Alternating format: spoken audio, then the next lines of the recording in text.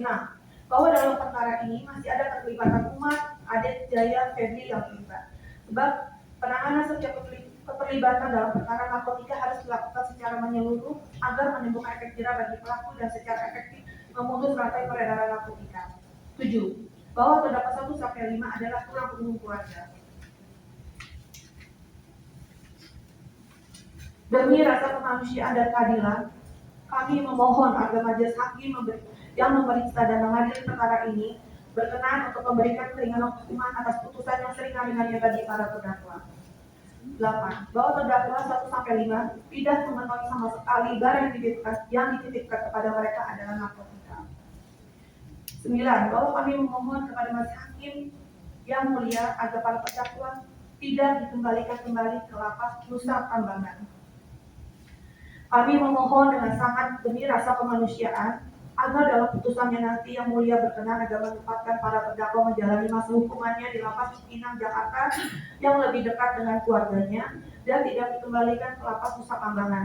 Pertimbangan ini adalah agar para terdakwa tetap mendapatkan dukungan moral dari keluarganya, mengingat para terdakwa adalah tulang punggung keluarga. Kehadiran fisik keluarga dan dalam kunjungan rutin sangat penting untuk proses pemulihan psikologis dan pembinaan karakter para terdakwa agar siap kembali ke masyarakat di masa depan, serta jarak dan akses ke Nusa Kambangan yang sangat memberatkan bagi keluarga para terdakwa yang kurang mampu. Kami masih memiliki rasa kepercayaan bahwa terdakwa 1-5 akan terus bersikap kooperatif dan patuh pada aturan hukum yang berlaku.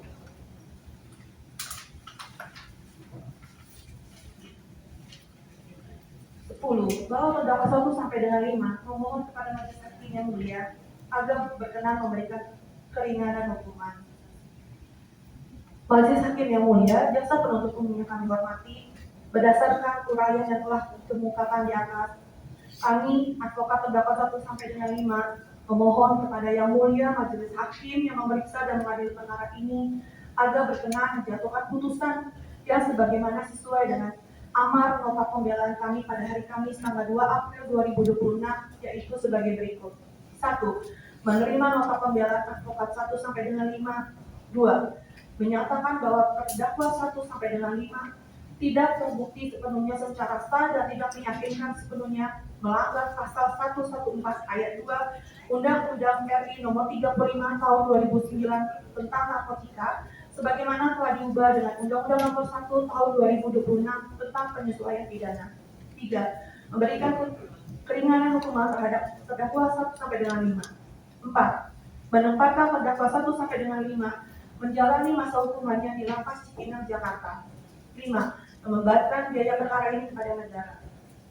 Apabila yang mulia majelis hakim berpendapat lain, mohon putusan yang seadil-adilnya. Demikianlah duplik atau tanggapan advokat atas replik jasa penuntut umum ini kami sampaikan.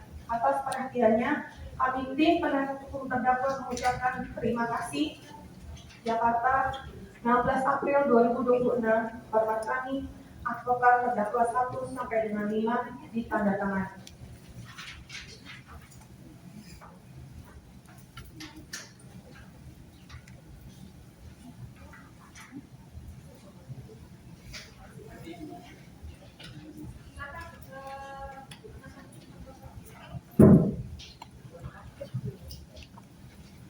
Terima kasih yang mulia.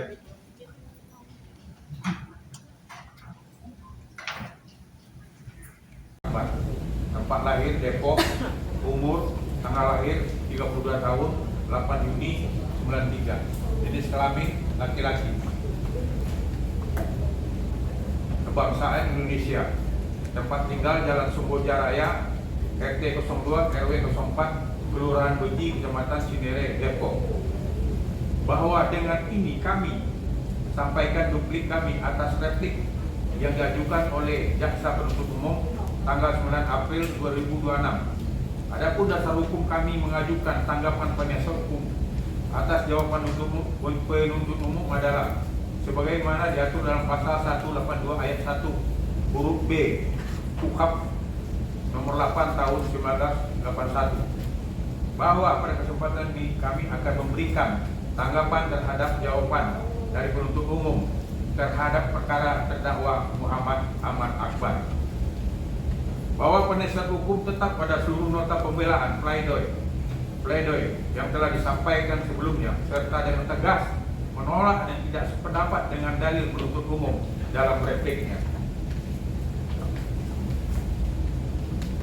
A. Tanggapan penasihat hukum atas replik jaksa penuntut umum halaman 2 sampai dengan halaman 28, bahwa penuntut umum tetap mempertahankan uraian dalam surat tuntutan yang pada pokoknya menyatakan terdakwa dalam melakukan perbuatan dengan tanpa hak dan melawan hukum, menawarkan untuk dijual, menjual, membeli, menerima menjadi perantara dalam jual beli, menukar atau menyerahkan narkotika golongan 1 sebagaimana dimaksud pada ayat 1 yang dalam bentuk bukan tanaman beratnya 5 gram sebagaimana diatur dalam dan diancam melanggar pasal 114 ayat 2 Undang-Undang RI nomor 35 tahun 2009 tentang narkotika, sebagaimana telah diubah dengan Undang-Undang nomor 1 tahun 2006 tentang penyesuaian pidana pasal 132 ayat 1 Undang-Undang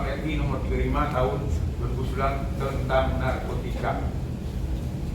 Bahwa terhadap dalil tersebut penuntut umum mendasarkan pada unsur-unsur sebagai berikut: setiap orang, 1, 2, percobaan dan pemangkasan jahat untuk melakukan tindak pidana narkotika dan prekursor narkotika. 3, dengan tanpa hak atau melawan hukum. 4, menawarkan untuk dijual, menjual, membeli, menerima menjadi perantara dalam jual beli, menukar atau menyerahkan narkotika golongan 1 dalam bentuk bukan tanaman beratnya melebihi 5 gram. Tanggapan bahwa seluruh unsur yang didalilkan penuntut umum tersebut tidak terbukti secara sah dan meyakinkan dengan alasan sebagai berikut. 1. Fakta keberadaan terdakwa, bahwa berdasarkan keterangan saksi Eka Kertarejang, petugas penggeledahan rutan, saksi mengaku lupa apakah pada saat ditemukan barang bukti terdakwa ada di kamar atau tidak. Ternyata ini sangat krusial karena A. Saksi Febri, teman sekamar terdakwa, menerangkan pada saat penggeledahan yang ditemukan hanya handphone, bukan narkotika. B. Saksi Febri menerangkan baru mengetahui adanya penemuan barang bukti narkotika pada pagi harinya setelah diumumkan, bukan pada malam penggeledahan. C. Kamar terdakwa bertipe 1, namun dihuni 4 orang, terdakwa Jaya, Febri, dan Black garis miring Andika, karena operativitas, artinya akses kamar tidak eksklusif milik terdakwa semata.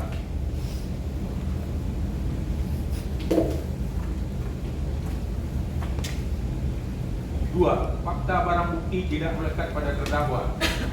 Saksi Adi Richard, mantan Deputi BNN dan akademisi hukum, menegaskan dalam hukum narkotika barang bukti harus melekat pada tersangka atau dibuktikan korelasinya dengan tersangka. Jika barang bukti ditemukan di tempat umum yang dapat diakses orang lain, tidak serta-merta dapat disimpulkan sebagai milik seseorang.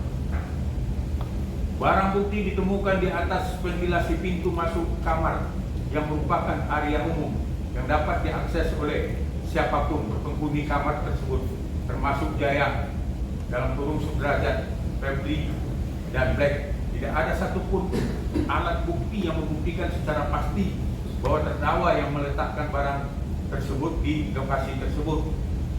3. Fakta adanya pihak lain yang lebih relevan.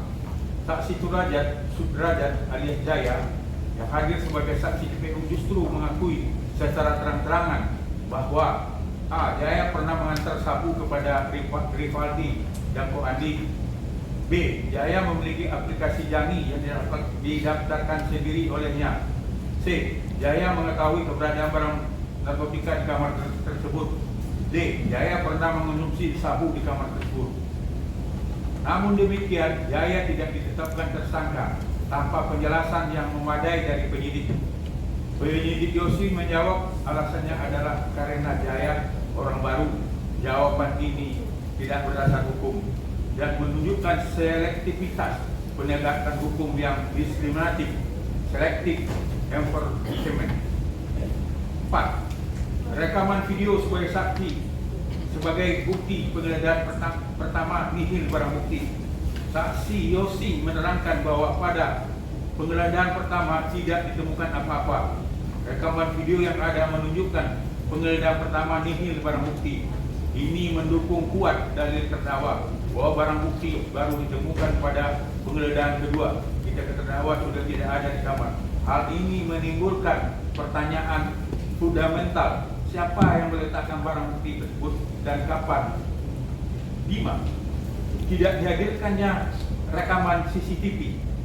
Pihak penyidik dan jaksa tidak menghadirkan rekaman CCTV Rutan Salemba yang dapat membuktikan atau menyangkal keterangan para pihak tentang A. Siapa yang meletakkan barang bukti di kamar terdakwa. B. Apakah ada kekerasan intimidasi selama pemeriksaan. C. Kronologi sebenarnya dan peristiwa penggeledahan.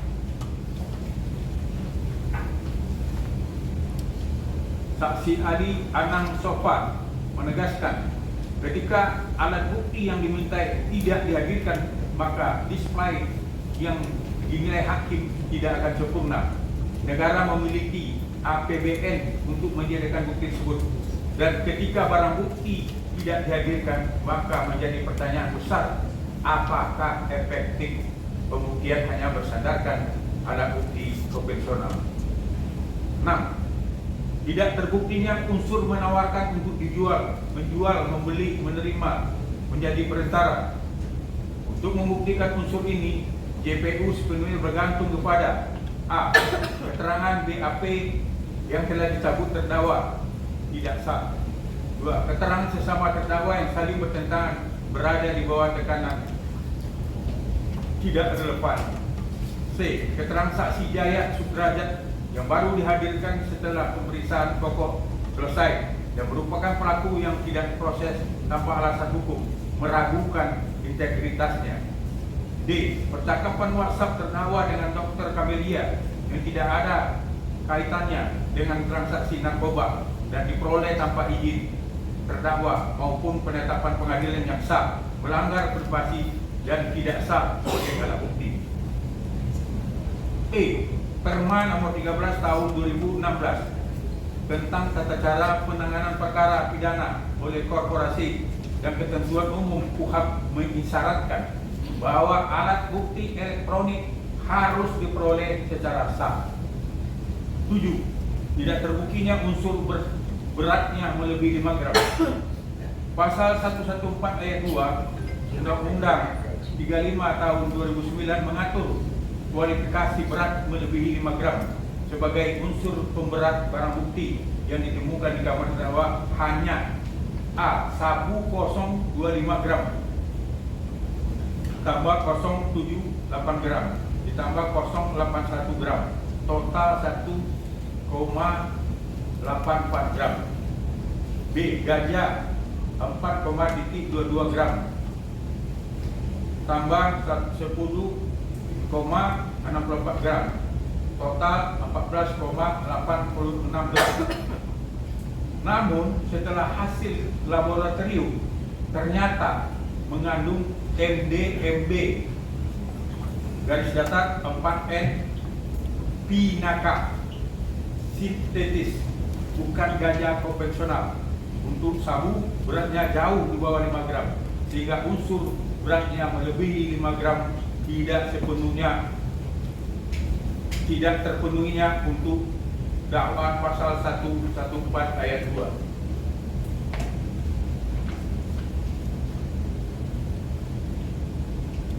B.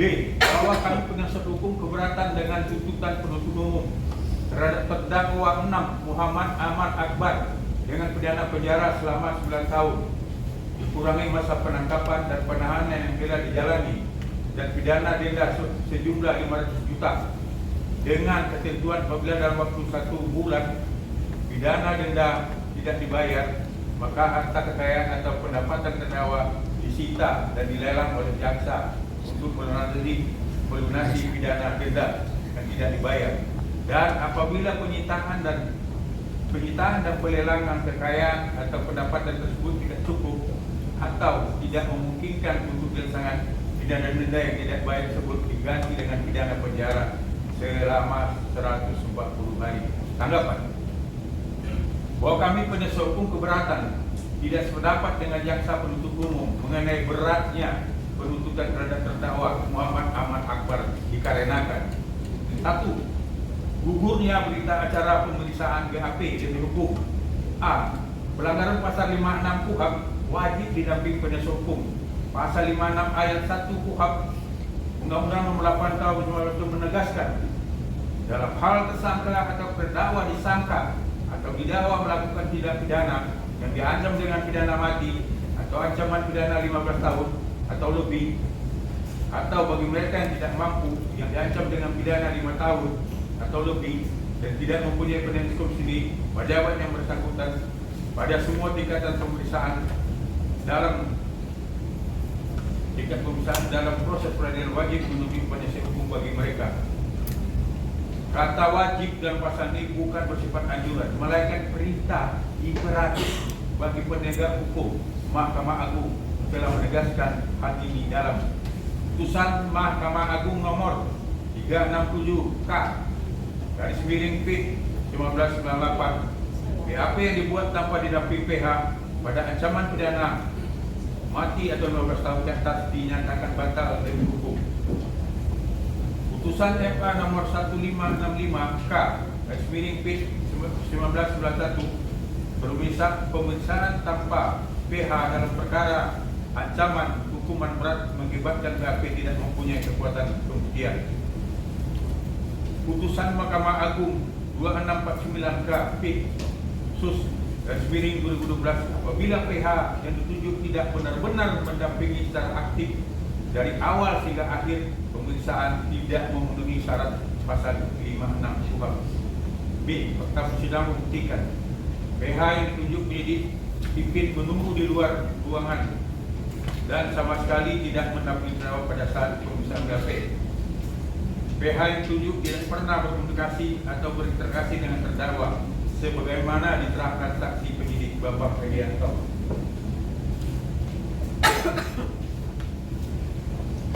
PH yang ditunjuk menandatangani BAP setelah pemeriksaan selesai tanpa membaca bersama terdakwa, tanpa menanyakan kepada terdakwa apakah BAP sudah benar.